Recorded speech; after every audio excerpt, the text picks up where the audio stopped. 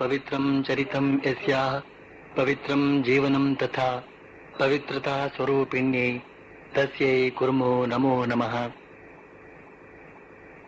ಶ್ರೀಮಾತೆಯವರಿಗೆ ಕೆಲಸ ಕಾರ್ಯಗಳನ್ನ ಹೆಚ್ಚಿಸಿಕೊಂಡು ಹೋಗೋದ್ರಲ್ಲಿ ಇಷ್ಟವಿರಲಿಲ್ಲ. ನಿಜಕ್ಕೂ ಈ ಮನೋಭಾವ ಶ್ರೀರಾಮಕೃಷ್ಣರ ಒಂದು ಮಾತನ್ನ ನೆನಪಿಸಿಕೊಡುತ್ತದೆ. ಏನು ಅಂತಂದ್ರೆ, ಅವರು ಆಧ್ಯಾತ್ಮಿಕ ಸಾಧಕರಿಗೆ ಆಗಾಗ ಹೇಳ್ತಿದ್ರು, ನೋಡಿ, ಕೆಲಸ ಕಾರ್ಯಗಳನ್ನ ಕಡಿಮೆ ಮಾಡಿಕೊಡೋ ಹಾಗೆ ಭಗವತಿಯನ್ನ ಪ್ರಾರ್ಥಿಸಿಕೊಳ್ಬೇಕು ಅಂತ. ಯಾಕೆ ಅಂದ್ರೆ, ಕೆಲಸ ಕಾರ್ಯಗಳ ಭರಾಟೆಯಿಂದ ಭಗವದ್ ಧ್ಯಾನ ಜಪಾದಿಗಳಿಗೆ ಬಿಡುವಿಲ್ಲದ ಹಾಗೆ ಆಗಿಬಿಡ್ತದೆ. ಈ ಕೆಲಸ ಕಾರ್ಯಗಳು ಕಡಿಮೆಯಾಗೋ ಸ್ವಭಾವದವುಗಳಲ್ಲ. ಒಂದರ ಹಿಂದೆ ಇನ್ನೊಂದು ಕೆಲಸ ಪ್ರವಾಹದ ರೀತಿಯಲ್ಲಿ ಬರುತ್ತಲೇ ಇರುತ್ತದೆ. ನೀವು ಅದನ್ನ ಮಾಡುತ್ತಲೇ ಇರಬೇಕಾಗುತ್ತದೆ. ಹೀಗಾಗಿ ಜಪ ಧ್ಯಾನಕ್ಕೆ ಅವಕಾಶವೇ ಆಗೋದಿಲ್ಲ. ಆದ್ರಿಂದಲೇ ಶ್ರೀಮಾತೆಯವರು ತಮ್ಮ ಮನೆವಾರ್ತೆಯ ಕೆಲಸ ಕಾರ್ಯಗಳನ್ನ ಸಾಧ್ಯವಾದಷ್ಟು ಒಂದು ಮಿತಿಯಲ್ಲಿ ಇಟ್ಟಿರ್ತಿದ್ರು. ಹೀಗಿದ್ರೂ ಕೂಡ ಕೆಲವು ಸಲ ಭಕ್ತಾದಿಗಳ ಸಲಹೆಯಿಂದಾಗಿ ಕೆಲವು ಹೊಸ ಕೆಲಸಗಳು ಬಂದು ಅಂಟಿಕೊಂಡು ಬಿಡ್ತಿದ್ವು. ಒಮ್ಮೆ ಒಬ್ಬ ಭಕ್ತ ಶ್ರೀಮಾತೆಯವರಿಗೆ ಒಂದು ಸಲಹೆ ಕೊಡ್ತಾನೆ. ಏನು ಅಂತಂದ್ರೆ, ಹೇಗಿದ್ರು ಬರುವವರು ಹೋಗುವವರ ಸಂಖ್ಯೆ ಹೆಚ್ಚುತ್ತಾ ಇರೋದ್ರಿಂದ ಒಂದು ಕರೆಯೋ ಹಸುವನ್ನ ಸಾಕಿಕೊಳ್ಳೋದು ಒಳ್ಳೆಯದು. ಹಾಲನ್ನ ಕೊಂಡು ತರೋದು ದುಬಾರಿಯಾಗಿ ಬಿಡ್ತದೆ. ಅಲ್ಲದೆ ಕೆಲವು ದಿನ ಹಾಲು ಸಿಗದೆ ಹೋದ್ರೂ ಹೋಗಬಹುದು ಅಂತ. ಆ ಭಕ್ತನ ಉದ್ದೇಶವೇನೋ ಮೇಲ್ನೋಟಕ್ಕೆ ಸೂಕ್ತವಾಗಿಯೇ ಕಾಣುತ್ತದೆ. ಆದ್ರೆ ಆ ಹಸು ಕರುಗಳ ಸಂಸಾರ ಭಾರವನ್ನ ನೋಡಿಕೊಳ್ಳೋದು ದುಬಾರಿ ಹಣ ಕೊಡೋದಕ್ಕಿಂತಲೂ 100 ಪಾಲು ಕಷ್ಟಕರವಾದ್ದು ಅಂತ ಅವನು ಯೋಚನೆ ಮಾಡಲಿಲ್ಲ ಅಂತ ಕಾಣುತ್ತೆ. ಶ್ರೀಮಾತೆಯವರಿಗೆ ಇದು ಒಪ್ಪಿಗೆ ಇರಲಿಲ್ಲ. ಆದ್ರೆ ಆ ಭಕ್ತನ ಉತ್ಸಾಹದ ಭಾವನೆಗೆ ನೋವಾಗಬಾರದು ಅಂತ ಮನಸ್ಸಿಲ್ಲದ ಮನಸ್ಸಿನಿಂದ ಒಪ್ಪುತ್ತಾರೆ. ಬಳಿಕ ಅಲ್ಲೇ ಪಕ್ಕದಲ್ಲಿ ನಿಂತಿದ್ದ ಗಗನ್ ಬ್ರಹ್ಮಚಾರಿಗಳ ಹತ್ರ ಹೇಳ್ತಾರೆ, ನೋಡ್ದ್ಯಾ ಆಸೆ ಹೇಗ್ ಕೆಲಸ ಮಾಡ್ತದೆ, ನೋಡ್ದ್ಯಾ ಆಸೆ ಹೇಗ್ ಕೆಲಸ ಮಾಡ್ತದೆ ಅಂತ. ಹಸು ಬಂತು. ಅದು ಕರಿಯೋ ಹಸುವಾದ್ರಿಂದ ಜೊತೆಗೆ ಕರುವು ಇತ್ತು. ಈಗ ಬೆಳಗಿನಿಂದ ಸಂಜೆಯವರೆಗೆ ಅವುಗಳಿಗೆ ಕಾಲ ಕಾಲಕ್ಕೆ ಹುಲ್ಲು ನೀರು ಆಗ್ಬೇಕು, ಹಿಂಡಿ ಬೂಸ ತರಬೇಕು, ಹೊರಗಡೆ ಕಾಲಾಡಿಸ್ಕೊಂಡು ಬರಬೇಕು, ಸಗಣಿ ಎತ್ತಿ ಶುಚಿಗೊಳಿಸಬೇಕು. ಹೀಗೆ ಇನ್ನೂ ಎಷ್ಟೆಷ್ಟೋ. ಆಗ ಶ್ರೀಮಾತೆಯವರು ಹೇಳ್ತಾರೆ, ನೋಡ್ದ್ಯಾ ಅವನ ಕೆಲಸವನ್ನ, ಒಂದು ಹಸುವನ್ನು ಕೊಂಡುಕೊಂಡು ಬಂದು ಒಂದಷ್ಟು ತಾಪತ್ರಯಗಳನ್ನ ತಂದು ಹಾಕ್ಬಿಟ್ಟ ಅಂತ. ಆದ್ರೆ ಶ್ರೀಮಾತೆಯವರು ಹೀಗಂದ್ರೂ ಕೂಡ ಆ ಹಸು ಕರುಗಳನ್ನ ಮಾತ್ರ ತುಂಬಾ ಎಚ್ಚರದಿಂದ ನೋಡ್ಕೊಳ್ತಾರೆ. ಒಂದು ದಿನ ಆ ಕರು, ಮುಗ್ಧ ಕರು, ಒಂದೇ ಸವನೆ ಕೂಗಿಕೊಳ್ಳೋದಕ್ಕೆ ಶುರು ಮಾಡಿತು. ಅದು ಕೂಗುವ ಕ್ರಮ ನೋಡಿದ್ರೆ ಅದಕ್ಕೇನೋ ಹೊಟ್ಟೆ ನೋವಿರಬೇಕು ಅನ್ನೋ ಹಾಗಿತ್ತು. ಎಲ್ರಿಗೂ ದಿಗಿಲಾಯ್ತು. ಇದಕ್ಕೇನು ಔಷಧ ಮಾಡೋಣ ಅಂತ ಎಲ್ರೂ ಆಲೋಚಿಸಿದ್ರು. ಎಲ್ರೂ ತಮ್ಮ ತಮಗೆ ತಿಳಿದ ಹಾಗೆ ಔಷಧ ಮಾಡಿದ್ರು. ಅವರಿಗೆ ತಿಳಿದಿದ್ದ ಅರೆವೈದ್ಯವನ್ನ ಪ್ರಯೋಗ ಮಾಡಿ ನೋಡೋದಕ್ಕೆ ಈ ಕರು ಎರವಾಯಿತೇ ಹೊರತು ಕರುವಿನ ಕೂಗಾಟ ಮಾತ್ರ ನಿಲ್ಲಲಿಲ್ಲ. ಅಷ್ಟೊತ್ತಿಗೆ ಶ್ರೀಮಾತೆಯವರೇ ಅಲ್ಲಿಗೆ ಬಂದ್ರು. ಬಂದವರೇ ಆ ಮೂಕ ಕರುವನ್ನ ತಬ್ಬಿಕೊಂಡು ಅದರ ಹೊಟ್ಟೆಯನ್ನ ಒತ್ತಿ ತಿಕ್ಕಿದ್ರು. ಆಮೇಲೆ ಅದು ತನ್ನ ಸ್ವಂತ ಮಗುವೋ ಅನ್ನುವಷ್ಟು ಪ್ರೀತಿಯಿಂದ ಅದರ ಬೆನ್ನು ತಟ್ಟಿದ್ರು. ಸ್ವಲ್ಪ ಹೊತ್ತಿನಲ್ಲೇ ಕರುವಿನ ನೋವು ಅಡಗಿತು, ಕೂಗು ನಿಂತಿತು. ಎಲ್ಲರೂ ತಮ್ಮ ತಮ್ಮ ಕೆಲಸಗಳಿಗೆ ಹೊರಟು ಹೋದ್ರು. ಅಂತೂ ಆ ಕರುವಿನ ಭಾಗ್ಯ ಅದಕ್ಕೆ ಶ್ರೀಮಾತೆಯವರ ವಾತ್ಸಲ್ಯಾಮೃತ ಪಾನವಾಯಿತು. ಶ್ರೀಮಾತೆಯವರ ಮನೆಯಲ್ಲಿ ಒಂದು ಮೈನಾ ಇತ್ತು. ಇದು ಕೂಡ ಭಕ್ತಾದಿಗಳ ಕಾಣಿಕೆ. ಮೈನಾ ಮಾತಾಡೋ ಹಕ್ಕಿ. ಇದಕ್ಕೆ ಗಂಗಾರಾಮ್ ಅಂತ ಹೆಸರಿಟ್ಟಿದ್ರು. ಶ್ರೀಮಾತೆಯವರೇ ಸ್ವತಃ ಅದರ ಯೋಗಕ್ಷೇಮವನ್ನ ನೋಡಿಕೊಳ್ತಿದ್ರು. ಪ್ರತಿದಿನ ಅದರ ಮೈ ತೊಳೆಯೋದು, ಅದಕ್ಕೆ ಕಾಳು ನೀರು ಕೊಡೋದು, ಅದಕ್ಕೆ ಒಂದೇ ಸ್ಥಳದಲ್ಲಿದ್ದು ಬೇಸರವಾಗದಿರಲಿ ಅಂತ ಒಂದು ಸ್ಥಳದಿಂದ ಇನ್ನೊಂದು ಸ್ಥಳಕ್ಕೆ ಬದಲಾಯಿಸೋದು, ಈ ಎಲ್ಲ ಕೆಲಸ ಕಾರ್ಯಗಳು ಶ್ರೀಮಾತೆಯವರ ಪಾಲಿಗೆ. ಪ್ರತಿದಿನ ಬೆಳಿಗ್ಗೆ ಶ್ರೀಮಾತೆಯವರು ಆ ಹಕ್ಕಿಯ ಬಳಿಗೆ ಹೋಗಿ ಹೇಳ್ತಾರೆ, ಎಲ್ಲಿ ಮಾತಾಡಪ್ಪ ಗಂಗಾರಾಮ್ ಅಂತ. ಆಗ ಮೈನಾ ತಾನು ಉರು ಹೊಡೆದದ್ದನ್ನ ಹೇಳುತ್ತೆ. ಹರೇ ಕೃಷ್ಣ ಹರೇ ರಾಮ್, ಕೃಷ್ಣ ಕೃಷ್ಣ ರಾಮ ರಾಮ್, ಹರೇ ಕೃಷ್ಣ ಹರೇ ರಾಮ್, ಕೃಷ್ಣ ಕೃಷ್ಣ ರಾಮ ರಾಮ್ ಅಂತ. ಇದಲ್ಲದೆ ಅದಕ್ಕೆ ಬ್ರಹ್ಮಚಾರಿಗಳ ಹೆಸರು ಗೊತ್ತಿತ್ತು. ಹೇಗೆ ಅಂತಂದ್ರೆ ಶ್ರೀಮಾತೆಯವರು ಬ್ರಹ್ಮಚಾರಿಗಳ ಹೆಸರು ಹಿಡಿದು ಕರೆದದ್ದನ್ನ ಕೇಳಿ ಕೇಳಿ ಅದು ಕಲಿತ್ಕೊಂಡು ಬಿಟ್ಟಿತ್ತು. ಹಾಗೇನೇನೆ ಬ್ರಹ್ಮಚಾರಿಗಳೆಲ್ಲ ಶ್ರೀಮಾತೆಯವರನ್ನ ಅಮ್ಮ ಅಮ್ಮ ಅಂತ ಕರೆಯೋದನ್ನ ಕೇಳಿ ತಾನು ಕೂಡ ಶ್ರೀಮಾತೆಯವರನ್ನ ಅಮ್ಮ ಅಮ್ಮ ಅಂತ ಕೂಗ್ತಿತ್ತು. ಅದು ಆಗಾಗ ಅಮ್ಮ ಅಮ್ಮ ಅಂತ ಗಟ್ಟಿಯಾಗಿ ಕಿರ್ಚ್ಕೊಳ್ತಿತ್ತು. ಆಗ ಶ್ರೀಮಾತೆಯವರು ಬಂದೆ ಮಗು ಬಂದೆ ಅಂತ ಹೇಳ್ತಾ ತಕ್ಷಣ ಒಂದಷ್ಟು ಕಾಳು ನೀರನ್ನ ತೆಗೆದುಕೊಂಡು ಹೋಗಿ ಅದರ ಮುಂದೆ ಇಡ್ತಾರೆ. ಶ್ರೀಮಾತೆಯವರ ತಾಯಿ ಹೃದಯಕ್ಕೆ ಗೊತ್ತು, ಅದು ಹಾಗೆ ಕೂಗಿಕೊಂಡ್ರೆ ಅದಕ್ಕೆ ಹಸಿವಾಗಿದೆ ಅಂತ. ಶ್ರೀಮಾತೆಯವರು ಬೆಕ್ಕನ್ನು ಕೂಡ ವಾತ್ಸಲ್ಯದಿಂದ ನೋಡಿಕೊಂಡ ಕತೆ ನಮಗೆ ಅದಾಗಲೇ ಗೊತ್ತು. ಈಗ ಈ ಕರು ಹಾಗೂ ಹಕ್ಕಿಯನ್ನು ಕೂಡ ವಾತ್ಸಲ್ಯದಿಂದ ನೋಡಿಕೊಂಡ ಬಗೆಯನ್ನ ಕಾಣ್ತಿದ್ದೇವೆ. ದಿವ್ಯ ವಾತ್ಸಲ್ಯದ ಸ್ವರೂಪವೇ ಹಾಗೆ, ಅದಕ್ಕೆ ಪಕ್ಷಪಾತ ಗೊತ್ತಿಲ್ಲ. ನಿಜವಾದ ವಾತ್ಸಲ್ಯ ಅಂತನ್ನೋದು ಪ್ರಕಟಗೊಂಡಾಗ ಅದು ಇತರರ ಮೇಲೆ ಹೇಗೆ ಪ್ರಭಾವ ಬೀರುತ್ತದೆ ಅಂತನ್ನೋದನ್ನ ನಾವು ಶ್ರೀಮಾತೆಯವರಲ್ಲಿ ಸ್ಪಷ್ಟವಾಗಿ ಕಾಣಬಹುದಾಗಿದೆ. ನಾವು ಹಿಂದೆಯೇ ನೋಡಿದ ಹಾಗೆ ರಾಸ್ ಬಿಹಾರಿ ಬ್ರಹ್ಮಚಾರಿಗಳು ಬಾಲ್ಯದಲ್ಲೇ ತಾಯಿಯನ್ನ ಕಳೆದುಕೊಂಡ ತಬ್ಬಲಿಗಳು. ಅವರಿಗೆ ಅಮ್ಮ ಅಂತ ಕರೆಯುವ ಭಾಗ್ಯ ಇರಲಿಲ್ಲ. ಅವರ ಸಮವಯಸ್ಸಿನ ಇತರ ಮಕ್ಕಳು ತಮ್ಮ ತಾಯಂದಿರನ್ನ ಅಮ್ಮ ಅಂತ ಕರೆದು ಆ ತಾಯಂದಿರು ಕೂಡ ಪ್ರತಿಯಾಗಿ ಪುತ್ರವಾತ್ಸಲ್ಯ ತೋರಿ ಆನಂದಿಸೋದನ್ನ ಅವರು ನೋಡಿ ಅವರ ಹೃದಯದಲ್ಲಿ ಒಂದು ದೊಡ್ಡ ಅಭಾವ ಏರ್ಪಟ್ಟಿತ್ತು. ಅದೇ ಪ್ರೀತಿ ವಾತ್ಸಲ್ಯದ ಅಭಾವ. ಅವರು ಅದೇ ಸ್ಥಿತಿಯಲ್ಲಿ ತಾರುಣ್ಯ ಕಳೆದು ಯೌವನಕ್ಕೆ ಕಾಲಿಟ್ರು. ಆದರೂ ಅವರ ಹೃದಯದೊಳಗೆ ಏರ್ಪಟ್ಟಿದ್ದ ವಾತ್ಸಲ್ಯದ ಅಭಾವ ಮಾತ್ರ ಹಾಗೆಯೇ ಉಳಿದು ಕೊರೆಯುತ್ತಿತ್ತು. ಆದ್ರೆ ಅವರ ಪೂರ್ವ ಜನ್ಮದ ಸುಕೃತದಿಂದಲೋ ಅಂತನ್ನೋ ಹಾಗೆ ಅವರು ಶ್ರೀಮಾತೆಯವರ ಬಳಿಗೆ ಬಂದಾಗ ಶ್ರೀಮಾತೆಯವರ ಅಪಾರ ವಾತ್ಸಲ್ಯ ಅಂತನ್ನೋದು ಅವರ ಹೃದಯದ ಶೂನ್ಯತೆಯನ್ನ ತುಂಬಿತು. ವಾತ್ಸಲ್ಯಮಯಿ ಶ್ರೀಮಾತೆಯವರು ತಮ್ಮ ಬರುವಿಕೆಗಾಗಿಯೇ ಕಾದು ಕುಳಿತಿರುವಂತೆ ಕಂಡಿತು ಬ್ರಹ್ಮಚಾರಿಗಳಿಗೆ. ಆ ಅಭೂತಪೂರ್ವ ವಾತ್ಸಲ್ಯದ ಮೃದು ಸ್ಪರ್ಶದಿಂದ ಅವರ ಜೀವನ ಅಮೃತಮಯವಾಯಿತು. ಎಷ್ಟೋ ಜನ ಹುಡುಗರು ಶ್ರೀಮಾತೆಯವರನ್ನ ನೋಡಿದ ತಕ್ಷಣ ಅವರನ್ನ ತಮ್ಮ ಸ್ವಂತ ತಾಯಿಯನ್ನೇ ಕಂಡಂತೆ ಭಾವಿಸಿದಂತಹ ಉದಾಹರಣೆಗಳು ಹಲವಾರು. ಸ್ವತಃ ನಾನೇ ಶ್ರೀಮಾತೆಯವರ ಭಾವಚಿತ್ರವನ್ನ ನೋಡಿದಾಗ ನನ್ನ ಸ್ವಂತ ತಾಯಿಯನ್ನ ಕಂಡ ಹಾಗನಿಸಿಬಿಟ್ಟಿತ್ತು. ನಾನು ಶ್ರೀಮಾತೆಯವರ ಭಾವಚಿತ್ರವನ್ನ ಮೊದಲ ಸಲ ನೋಡಿದ್ದೆ ಇಲ್ಲಿ ಈ ಆಶ್ರಮದಲ್ಲಿ. ಅಂದಿನಿಂದ ಇಂದಿನವರೆಗೂ ನನಗೆ ಅವರು ನನ್ನ ಸ್ವಂತ ತಾಯಿಯ ಹಾಗೆಯೇ ಕಾಣ್ತಿದ್ದಾರೆ.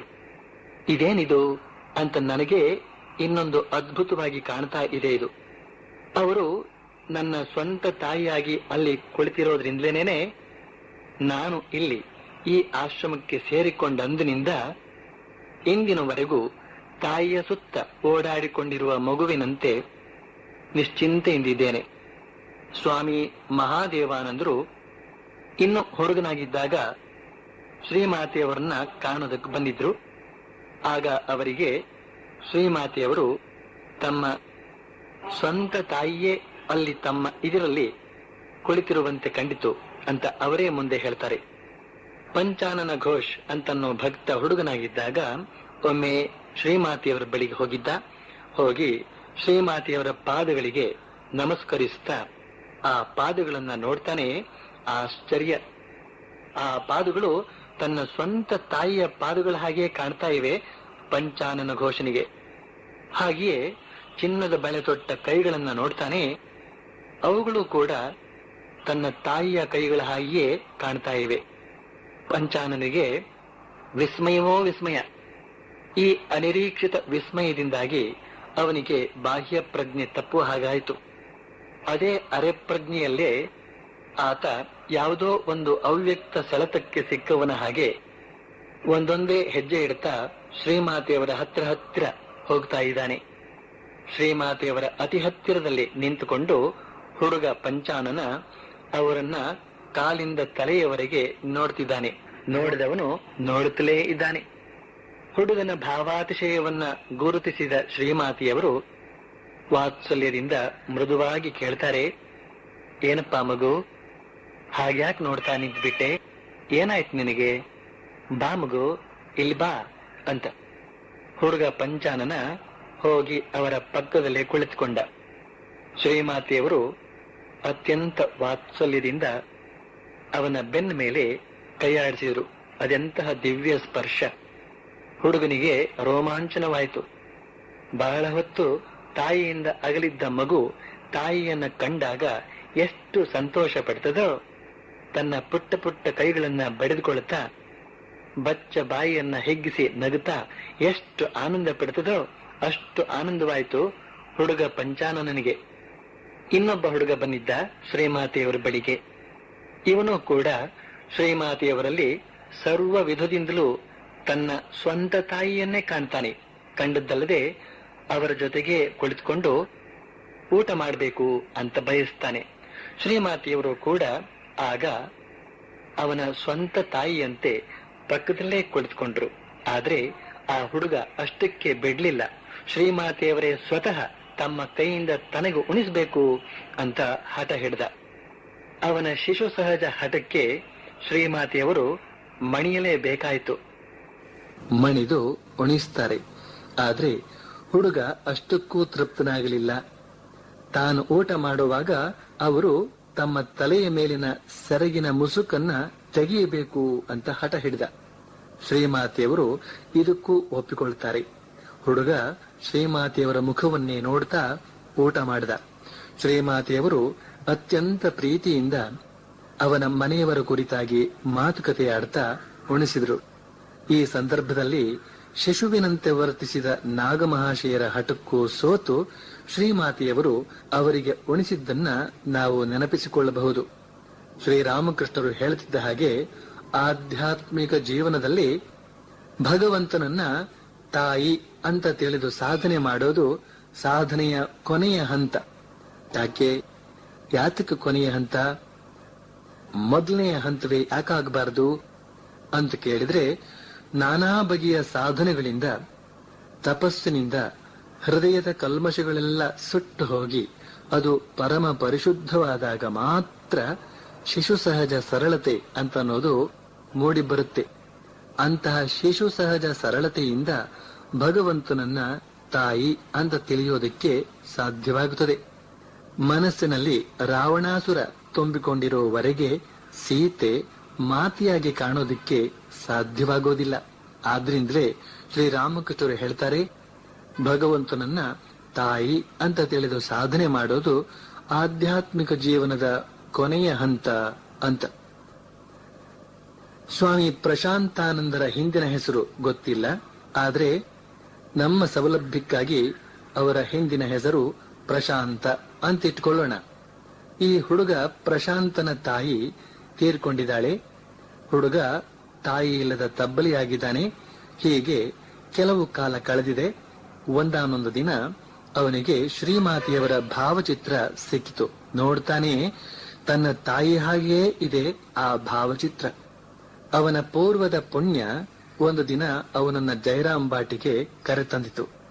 ಅಲ್ಲಿ ಶ್ರೀಮಾತೆಯವರನ್ನ ನೋಡ್ತಾನೆ. ಪ್ರತ್ಯಕ್ಷ ತನ್ನ ತಾಯಿ ಹಾಗೆಯೇ ಕಾಣ್ತಾ ಇದ್ದಾರೆ ಅವರು. ಹುಡುಗ ಪ್ರಶಾಂತ ಎಷ್ಟು ಬೇಗ ಶ್ರೀಮಾತೆಯವರೊಂದಿಗೆ ಹೊಂದಿಕೊಂಡು ಬಿಟ್ಟ ಅಂತಂದ್ರೆ ತನ್ನ ಸ್ವಂತ ತಾಯಿಯ ಜೊತೆಯಲ್ಲಿಯೇ ಇರುವ ಹಾಗೆ ಇದ್ಬಿಟ್ಟ.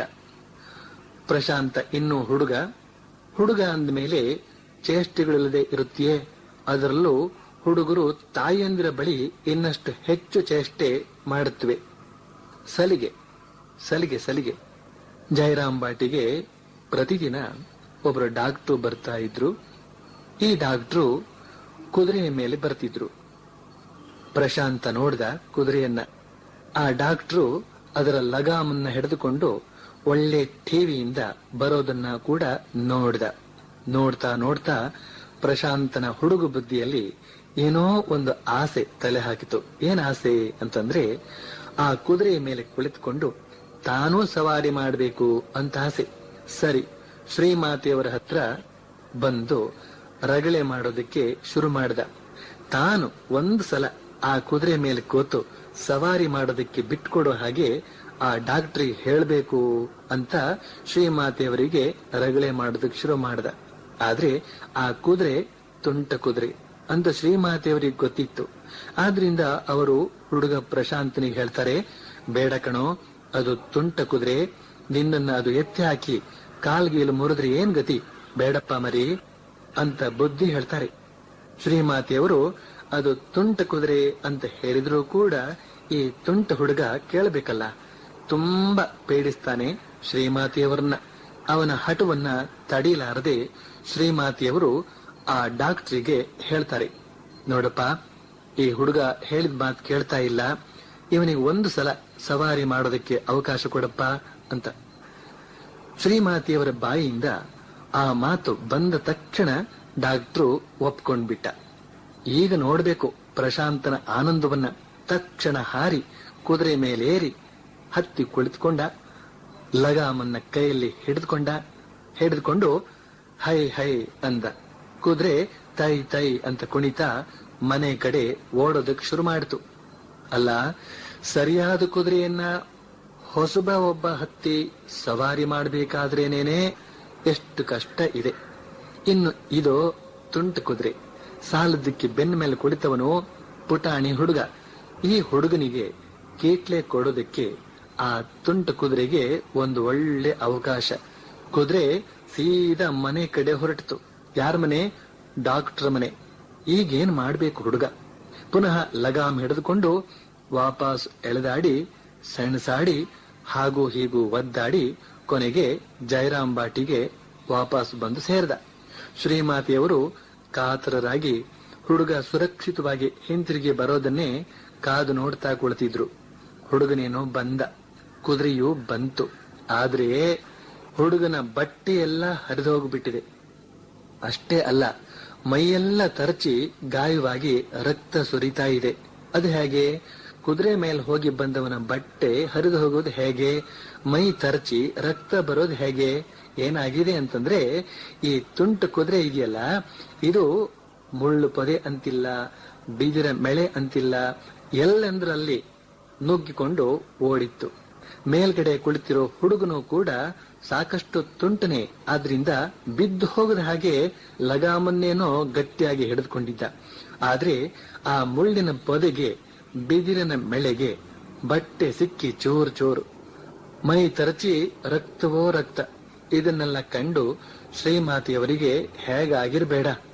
ಬೇಡ ಅಂತ ಹೇಳಿದ್ರು ಕೂಡ ಕೇಳದೆ ಇದ್ದ ತುಂಟತನಕ್ಕಾಗಿ ಅವನನ್ನ ಚೆನ್ನಾಗಿ ಬೈದ್ರು. ಬೈತಾ ಅವನ ಗಾಯವನ್ನೆಲ್ಲ ತೊಳೆದು ಔಷಧ ಲೇಪಿಸಿ ಒಂದು ಹೊಸ ಬಟ್ಟೆ ಕೊಟ್ರು. ಈ ಘಟನೆಯಲ್ಲಿ ಹುಡುಗ ಪ್ರಶಾಂತ ಶ್ರೀಮಾತೆಯವರ ಹತ್ತಿರ ತಾಯಿ ಅಂತನ್ನೋ ಸಲಿಗೆಯಿಂದ ಹಠ ಮಾಡಿದ್ದು ಒಂದು ಸ್ವಾರಸ್ಯವಾದ್ರೆ, ಶ್ರೀಮಾತೆಯವರು ಮಗ ಅಂತನ್ನೋ ಸಲಿಗೆಯಿಂದ ಬೈದದ್ದು ಇನ್ನೊಂದು ಸ್ವಾರಸ್ಯ. ಶ್ರೀಮಾತೆಯವರು ಭಕ್ತ ಜನರ ತಾಯಿ. ಭಕ್ತ ಜನರು ಶ್ರೀಮಾತೆಯವರ ಮಕ್ಕಳು. ಈ ಬಗೆಯ ತಾಯಿ ಮಕ್ಕಳ ಸಂಬಂಧ ನಿರಾತಂಕವಾಗಿ ನಡೆದುಕೊಂಡು ಬರ್ತಾ ಇದ್ರೂ ಕೂಡ ಕೆಲವು ಸಲ ಏನಾಗ್ತಿತ್ತು ಅಂತಂದ್ರೆ, ಕೆಲವು ಅತ್ಯಾವೇಶ ಭರಿತರಾದಂತಹ ಭಕ್ತರ ಅವಿವೇಕದಿಂದಾಗಿ ಶ್ರೀಮಾತೆಯವರಿಗೆ ತುಂಬಾ ಕಷ್ಟವಾಗಿ ಬಿಡ್ತಿತ್ತು. ಬರೀ ಕಷ್ಟವೇ ಏನೋ ತುಂಬಾ ನೋವು ಆಗ್ತಿತ್ತು. ಆದ್ರೂ ಶ್ರೀಮಾತೆಯವರು ಅವೆಲ್ಲವನ್ನು ಸಹಿಸಿಕೊಳ್ತಾ ಇದ್ರು ಅಂತನ್ನೋದು ಬೇರೆ ವಿಚಾರ. ಒಂದು ದಿನ ಇಬ್ಬರು ಭಕ್ತರು ಜಯರಾಮ್ ಬಾಟಿಗೆ ಬಂದ್ರು. ಅವರು ಬಂದಿರೋದು ಶ್ರೀಮಾತೆಯವರ ದರ್ಶನಕ್ಕೆ ಅಂತನ್ನೋದು ನಿರ್ವಿವಾದ. ಆದ್ರೆ ಸ್ವಾರಸ್ಯ ಏನು ಅಂತಂದ್ರೆ, ಈ ಭಕ್ತರಿಗೆ ಶ್ರೀಮಾತೆಯವರ ಪಾದ ಪೂಜೆ ಮಾಡಬೇಕು ಅಂತನ್ನೋ ಬಯಕೆ. ಆದ್ರಿಂದ ಅವರು ಒಂದಿಷ್ಟು ಬಿಲ್ವ ಪತ್ರೆ, ತುಳಸಿಯನ್ನ ಸಂಗ್ರಹಿಸಿಕೊಂಡು ಶ್ರೀಮಾತೆಯವರ ಬಳಿಗೆ ಬರ್ತಾರೆ. ಆದ್ರೆ ಶ್ರೀಮಾತೆಯವರ ಕಾವಲಿಗೆ ನಿಂತಿದ್ದ ಬ್ರಹ್ಮಚಾರಿಗಳು ಇದನ್ನ ನೋಡಿದ್ರು. ನೋಡಿ ಆ ಭಕ್ತರನ್ನ ತಡೀತಾರೆ. ಯಾಕೆ ಅಂತಂದ್ರೆ, ಒಂದನೇದಾಗಿ ಶ್ರೀಮಾತೆಯವರು ತೀವ್ರ ಸಂಧಿವಾತ ಕಾಯಿಲೆಯಿಂದ ಆಗತಾನೆ ಚೇತರಿಸಿಕೊಳ್ತಿದ್ರು. ಸಂಧಿವಾತ ಅಂತಂದ್ರೆ ರುಮ್ಯಾಟಿಸಂ. ಈ ಸಂಧಿವಾತದಿಂದಾಗಿ ಶ್ರೀಮಾತೆಯವರ ಕಾಲ್ ಬೆರಳುಗಳ ಗಂಟುಗಳು ತುಂಬಾ ನೋಯ್ತಿತ್ತು. ಎರಡನೇದಾಗಿ ಬಿಲ್ವ ಪತ್ರೆಯಿಂದಾಗ್ಲಿ ತುಳಸಿಯಿಂದಾಗ್ಲಿ ತಮ್ಮ ಪೂಜೆ ಮಾಡಿಸಿಕೊಳ್ಳೋದಕ್ಕೆ ಅವರಿಗೆ ಸ್ವಲ್ಪವೂ ಇಷ್ಟವಿಲ್ಲ. ಯಾಕೆ ಅಂದ್ರೆ ಬಿಲ್ವ ಪತ್ರೆ ಅಂತನ್ನೋದು ಶಿವನಿಗೆ ಪ್ರಿಯವಾದ ವಸ್ತು, ತುಳಸಿ ಅಂತನ್ನೋದು ವಿಷ್ಣುವಿಗೆ ಪ್ರಿಯವಾದ ವಸ್ತು. ಆದ್ರಿಂದ ಶಿವ ವಿಷ್ಣುಗೆ ಅರ್ಪಿತವಾಗಬೇಕಾದ ವಸ್ತುವಿನ ಮೂಲಕ ತಮ್ಮ ಪೂಜೆ ನಡೆಯೋದು ಶ್ರೀಮಾತೆಯವರಿಗೆ ಇಷ್ಟವಿಲ್ಲ. ಬ್ರಹ್ಮಚಾರಿಗಳಿಗೆ ಈ ವಿಷಯ ಚೆನ್ನಾಗಿ ಗೊತ್ತಿದ್ದುದರಿಂದ ಅವರು ಆ ಭಕ್ತರನ್ನ ತಡೀತಾರೆ. ಆದ್ರೆ ಆ ಭಕ್ತರು ಬ್ರಹ್ಮಚಾರಿಗಳ ಮಾತಿಗೆ ಕಿವಿ ಕೊಟ್ರೆ ತಾನೆ. ಅವರು ತಮ್ಮ ಅಪೇಕ್ಷೆಯಂತೆ ಶ್ರೀಮಾತೆಯವರ ಪಾದ ಪೂಜೆ ಮಾಡೋದಕ್ಕೆ ಮುನ್ನುಗ್ಗಿದ್ರು. ಆಗ ಬ್ರಹ್ಮಚಾರಿಗಳು ಬೇರೆ ಉಪಾಯ ಕಾಣದೆ ಸ್ವಲ್ಪ ಬಲಪ್ರಯೋಗ ಮಾಡಿ ಭಕ್ತರನ್ನ ತಡೆಯಬೇಕಾಯ್ತು. ಆದ್ರೆ ತಕ್ಷಣವೇ ಬ್ರಹ್ಮಚಾರಿಗಳಿಗೆ ಸ್ವಲ್ಪ ಭಯವೂ ಆಯ್ತು. ಯಾಕೆ ಅಂತಂದ್ರೆ, ಆ ಭಕ್ತರನ್ನ ಹಾಗೆ ತಡೆದದ್ದು ತಪ್ಪು ಅಂತ ಶ್ರೀಮಾತೆಯವರು ತಿಳಿದುಕೊಂಡ್ಬಿಟ್ರೆ. ಆದ್ರೆ ಪುಣ್ಯಕ್ಕೆ ಶ್ರೀಮಾತೆಯವರು ಹಾಗೆ ತಪ್ಪಾಗಿ ಭಾವಿಸಲಿಲ್ಲ. ಅಲ್ಲದೆ ಆ ಬ್ರಹ್ಮಚಾರಿಗಳಿಗೆ ಹೇಳ್ತಾರೆ, ನೋಡಪ್ಪ, ನೀನು ನನ್ನ ಬಳಿಯಲ್ಲೇ ಇದ್ಕೊಂಡು ಎಲ್ಲ ವಿಷಯದಲ್ಲೂ ಸ್ವಲ್ಪ ಸರಿಯಾಗಿ ನಿಗಾ ಇಟ್ಟಿರ್ಬೇಕಪ್ಪ. ನಾನು ಉದ್ಬೋಧನದಲ್ಲಿದ್ದಾಗ ನನಗೆ ಸ್ವಲ್ಪವೂ ತೊಂದರೆ ಆಗದ ಹಾಗೆ ಅವರೆಲ್ಲ ಎಷ್ಟೊಂದು ಬಗೆಯಿಂದ ನೋಡಿಕೊಳ್ತಾ ಇದ್ರು ಗೊತ್ತೇನೋ ಅಂತ. ಇನ್ನೊಮ್ಮೆ ಸ್ವಾಮಿ ಶಾರದಾನಂದರು ಜಯರಾಮ್ ಬಾಟಿಗೆ ಬಂದಿದ್ದಾಗ ಒಂದು ಘಟನೆ ನಡೆಯಿತು. ಇದು ಕೂಡ ಭಕ್ತರ ಭಾವಾವೇಶಕ್ಕೆ ಸಂಬಂಧಪಟ್ಟಿದ್ದು. ಏನಾಯ್ತು ಅಂತಂದ್ರೆ, ಒಂದು ದಿನ ಒಬ್ಬ ಭಕ್ತ ಶ್ರೀಮಾತೆಯವರ ದರ್ಶನಕ್ಕಾಗಿ ಬಂದ.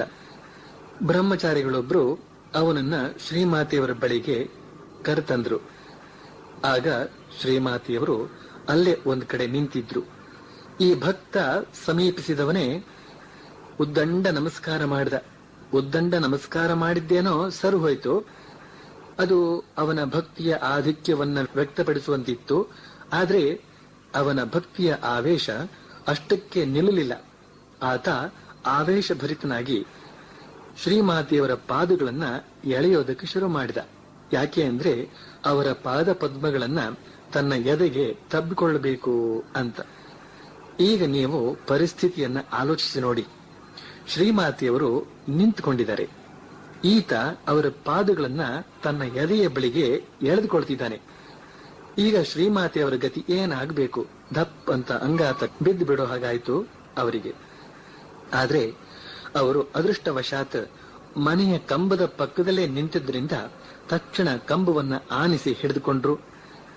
ಹೀಗಾಗಿ ಅವರು ಬೇಡುವ ಅಪಾಯದಿಂದ ತಪ್ಪಿಕೊಂಡ್ರು. ಬ್ರಹ್ಮಚಾರಿಗಳು ತಕ್ಷಣ ಓಡಿ ಬಂದು ಆ ಹುಚ್ಚು ಬುದ್ಧಿಯ ಭಕ್ತನನ್ನ ಹೊರಗೆ ಕರೆದುಕೊಂಡು ಹೋಗಿ ಗೇಟ್ ದಾಟಿಸಿ ಬಿಟ್ಟು ಬಂದ್ರು. ಬಳಿಕ ಬ್ರಹ್ಮಚಾರಿಗಳು ಸ್ವಾಮಿ ಶಾರದಾನಂದರ ಬಳಿಗೆ ಬಂದು ಈ ವಿಚಿತ್ರ ಸಮಾಚಾರವನ್ನ ತಿಳಿಸಿದಾಗ ಸ್ವಾಮಿಗಳು ಹೇಳ್ತಾರೆ, ಯೋಗೇನ್ ಮಹಾರಾಜರು ಅಂತಂದ್ರೆ ಸ್ವಾಮಿ ಯೋಗಾನಂದರು, ಯೋಗೇನ್ ಮಹಾರಾಜರು ಶ್ರೀಮಾತೆಯವರು ನಿಂತುಕೊಂಡಿದ್ದಾಗ ನಮಸ್ಕಾರ ಮಾಡ್ತಲೇ ಇರಲಿಲ್ಲ. ಅವರು ಅಲ್ಲಿಂದ ಹೊರಟು ಹೋದ ಮೇಲೆ ಅವರ ಪಾದಧೂಳಿಯನ್ನ ತೆಗೆದುಕೊಂಡು ತಲೆಯ ಮೇಲೆ ಇಟ್ಕೊಳ್ತಿದ್ರು ಅಂತ. ಈ ವಿಚಿತ್ರ ಘಟನೆಯನ್ನ ನೋಡಿದಾಗ ನನಗೆ ಸಂಪ್ರದಾಯಸ್ಥ ಮಠದ ಸನ್ಯಾಸಿಗಳು ತಿರುಗಾಡುವಾಗ ಅವರ ಮುಂದಿನಿಂದ ಒಬ್ರೋ ಇಬ್ರೋ ಬೆಳ್ಳಿ ದಂಡಧಾರಿಗಳು ಇರೋದರ ಪ್ರಾಮುಖ್ಯತೆಯ ಅರಿವಾಗ್ತದೆ. ಸ್ವಾಮಿಗಳ ಮೇಲಿನ ಭಕ್ತಿಯಿಂದ ಜನ ಅವರು ನಡೆದಾಡ್ತಿರುವಾಗಲೇನೇನೆ ನಮಸ್ಕಾರ ಮಾಡಿ, ಸ್ವಾಮಿಗಳು ಎಡವಿ ಬೀಳೋ ಹಾಗೆ ಆಗದಿರ್ಲಿ ಅಂತ ಈ ದಂಡಧಾರಿಗಳ ಸರ್ಪಗಾವಲು. ಆದ್ರೆ ಅದು ಬೆಳ್ಳಿಯ ದಂಡವೇ ಯಾಕಾಗಬೇಕು ಅನ್ನೋ ವಿವರವೆಲ್ಲ ಬೇರೆ ವಿಚಾರ. ಅಂತೂ ಆವೇಶಭರಿತರಾದ ಭಕ್ತಾದಿಗಳಿಂದ ರಕ್ಷಿಸಿಕೊಂಡು ಮುನ್ನಡೆಯೋದಕ್ಕೆ ಇಂತಹ ಕೆಲವು ವ್ಯವಸ್ಥೆಗಳೆಲ್ಲ ಬೇಕಾಗುತ್ತದೆ. ಇದೇ ಆಶ್ರಮದಲ್ಲಿ ನನಗೂ ಕೂಡ ಅಂಥ ಅನುಭವಗಳಾದ್ದುಂಟು. ಕಾರ್ಯಾರ್ಥವಾಗಿ ನಾನು ದೇವಸ್ಥಾನದ ಎದುರಿನಲ್ಲಿ ಹೋಗುತ್ತಿದ್ದಾಗ ಭಕ್ತರೊಬ್ಬರು ವೇಗವಾಗಿ ಬಂದು ದಡೀರಂತ ಬಿದ್ದು ನಮಸ್ಕರಿಸಿದಾಗ ನಾನು ಅವರ ಮೇಲೆಯೇ ಮುಗ್ಗರಿಸಿ ಬೀಳುವಂತಾದಂತಹ ಲಾಗಾಯತಿನಿಂದ ಈಗ ನನ್ನ ಕಣ್ಣನ್ನ ಇನ್ನಷ್ಟು ತೆರೆದು ನಡೀತೇನೆ. ಎದುರುಗಡೆ ಯಾರಾದರೂ ಭಕ್ತರು ಬಂದ್ರೆ ದಿಟ್ಟಿಸಿ ನೋಡಿ ಇವರು ಯಾವ ಬಗೆಯ ಆವೇಶದಿಂದ ಬರ್ತಿದ್ದಾರೆ ಅಂತ ಅನ್ನೋದನ್ನ ಮೊದಲೇ ಊಹಿಸಿ ತಿಳಿದುಕೊಂಡು ಸಿದ್ಧವಾಗ್ತೇನೆ. ನನಗಾದಂತಹ ಸಣ್ಣ ಪುಟ್ಟ ಅನುಭವಗಳ ಮೂಲಕ ಶ್ರೀಮಾತೆಯವರಿಗೆ ಒದಗಿ ಬಂದಂತಹ ಪರಿಸ್ಥಿತಿಗಳು ಇನ್ನೆಷ್ಟು ವಿಚಿತ್ರವಾಗಿರ್ಲಿಕ್ಕಿಲ್ಲ ಅಂತ ನಾನು ಊಹಿಸಬಲ್ಲೆ. ಇನ್ನೊಮ್ಮೆ ಒಬ್ಬ ಭಕ್ತ ಬಂದ. ಇವನ ಭಕ್ತಿಯು ಕೂಡ ಸಾಮಾನ್ಯವಾದ್ದೇನಲ್ಲ, ಬಹಳ ಆವೇಶಭರಿತವಾದ್ದು. ಕೈಯಲ್ಲಿ ಒಂದಿಷ್ಟು ಹೂಗಳನ್ನ ಹಿಡಿದುಕೊಂಡೇ ಬಂದಿದ್ದಾನೆ. ಶ್ರೀಮಾತೆಯವರ ಪಾದ ಪೂಜೆ ಮಾಡೋದಕ್ಕೋಸ್ಕರ ಒಳಗೆ ಬಂದವನೇ ಶ್ರೀಮಾತೆಯವರನ್ನ ಅವಸರವಾಗಿ ಕರೀತಾನೆ. ಈ ತಕ್ಷಣವೇ ಹೊರಗೆ ಬಂದು ದರ್ಶನ ಕೊಡಬೇಕು ಅಂತ ಅವಸರ ಪಡಿಸ್ತಾನೆ. ಶ್ರೀಮಾತೆಯವರು ಒಳಗಡೆ ಅಡಿಗೆ ಮಾಡ್ತಿದ್ದಾರೆಯೋ, ಪೂಜೆ ಮಾಡ್ತಿದ್ದಾರೆಯೋ ಅಥವಾ ವಿಶ್ರಾಂತಿ ತೆಗೆದುಕೊಳ್ತಾ ಇದ್ದಾರೆಯೋ ಅನ್ನೋದ್ರ ಕಡೆಗೆ ಯೋಚನೆಯೇ ಇಲ್ಲದೆ ತಕ್ಷಣ ಹೊರಗೆ ಬರೋ ಹಾಗೆ, ಬಂದು ದರ್ಶನ ಕೊಡೋ ಹಾಗೆ ಅವಸರ ಪಡಿಸ್ತಾನೆ. ಶ್ರೀಮಾತೆಯವರು ಬರಲೇಬೇಕಾಯ್ತು. ಬಂದು ಆ ಭಕ್ತನ ಆದೇಶದಂತೆ ಒಂದು ಮಣೆಯ ಮೇಲೆ ನಿಂತುಕೊಂಡ್ರು. ಭಕ್ತ ತಾನು ತಂದ ಹೂಗಳಿಂದ ಶ್ರೀಮಾತೆಯವರ ಪಾದ ಪೂಜೆ ಮಾಡಿದ. ಶ್ರೀಮಾತೆಯವರು ಪೂಜೆ ಮಾಡಿಸಿಕೊಂಡು ತಕ್ಷಣವೇ ಒಳಗೆ ಹೋದ್ರು. ಯಾಕೆ ಅಂದ್ರೆ ಅದೇ ಆ ಭಕ್ತನ ಊಟಕ್ಕೆ ವ್ಯವಸ್ಥೆ ಮಾಡಬೇಕಲ್ಲ, ಅದಕ್ಕಾಗಿ.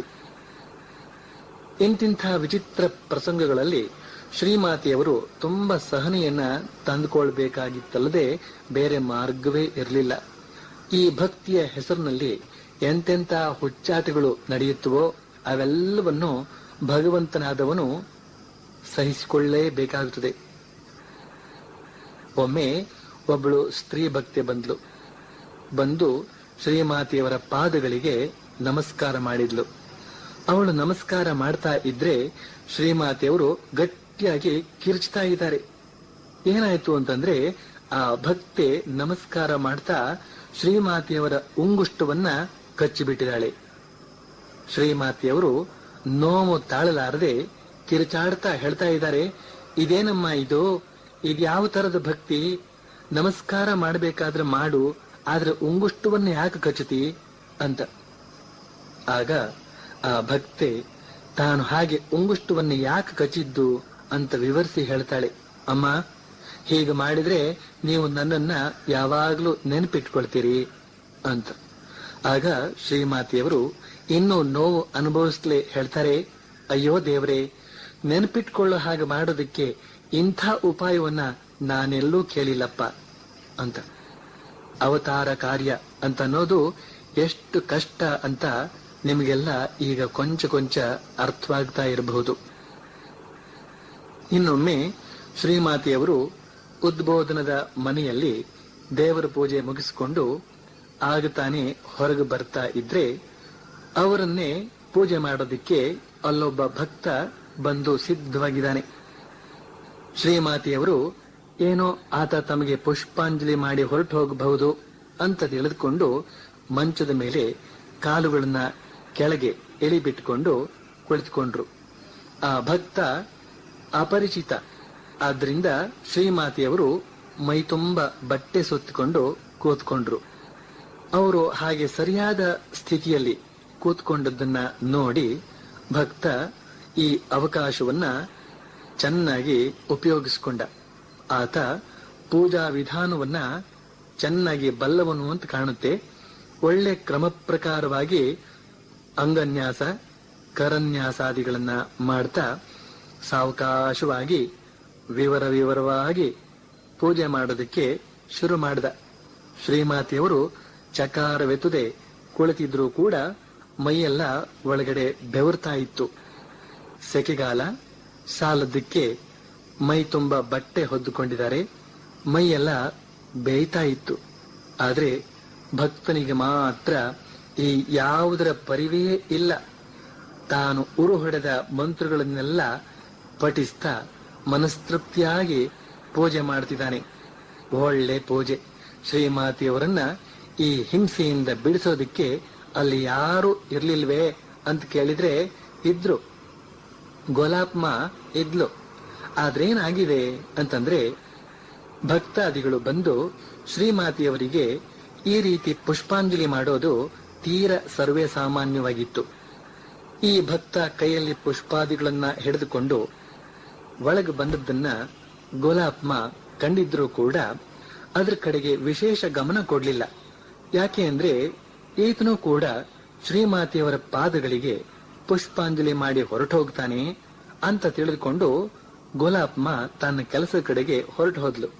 ಆದ್ರೆ ಬಹಳ ಹೊತ್ತಿನ ಮೇಲೆ ತನ್ನ ಕೆಲಸ ಕಾರ್ಯಗಳನ್ನೆಲ್ಲ ಮುಗಿಸಿಕೊಂಡು ಒಳಗ್ ಬಂದು ನೋಡ್ತಾಳೆ, ಆ ಮನುಷ್ಯ ಪೂಜೆ ಮಾಡ್ತಾ ಇನ್ನೂ ಹಾಗೇ ಕೂತಿದ್ದಾನೆ. ಆಗ ಅವಳಿಗೆ ಪರಿಸ್ಥಿತಿಯ ಅರಿವಾಯ್ತು. ಆ ಭಕ್ತನ ಬುದ್ಧಿಗೇಡಿತನವನ್ನ ಕಂಡು ಕಿಡಿಕಿಡಿ ಆದ್ಲು ಗೋಲಾಪ್ಮ. ಮೊದಲೇ ಅವಳ ಸ್ವರ ಬಹಳ ಗಟ್ಟಿ, ಈಗ ಕೋಪದ ಭರದಲ್ಲಿ ಇನ್ನೂ ಗಟ್ಟಿ ದನಿಯಿಂದ ಗದರಿಸ್ತಾಳೆ. ಏನಯ್ಯ ನೀ ಮಾಡ್ತಿರೋದು? ನೀನ್ ಆ ರೀತಿ ಪೂಜೆ ಮಾಡ್ತಾ ಕುಳಿತಿರೋದಕ್ಕೆ ಅದೇನು ಮರದ ಬೊಂಬೆ ಅಂತ ತಿಳಿದುಕೊಂಡೇನಯ್ಯ? ಕಾಣ್ತಾ ಇಲ್ಲ ನಿನಗೆ ಶ್ರೀಮಾತೆಯವರು ಎಷ್ಟೊಂದು ಬೆವರ್ತಾ ಇದ್ದಾರೆ ಅಂತ? ಹೀಗೆ ಹೇಳ್ತಾ ಆ ಭಕ್ತನನ್ನ ಚೆನ್ನಾಗಿ ಬೈದು ಹೊರಗೆ ಕಳುಹಿಸ್ಬಿಟ್ಲು ಗೋಲಾಪ್ಮ. ಅಷ್ಟೊತ್ತಿಗಾದ್ರೂ ಅಲ್ಲಿಗೆ ಬರದೆ ಇದ್ದಿದ್ರೆ ಶ್ರೀಮಾತೆಯವರ ಸ್ಥಿತಿ ಏನಾಗ್ತಿತ್ತು? ಶ್ರೀಮಾತೆಯವರು ಪರಮ ಸೌಜನ್ಯಮಯಿ. ಅವರ ಸರಳ ಸೌಜನ್ಯವನ್ನ ದುರುಪಯೋಗ ಪಡಿಸಿಕೊಳ್ಳುವಂತಹ ಭಕ್ತರಿಂದ ಅವರನ್ನ ರಕ್ಷಿಸಬೇಕಾಗಿದೆ.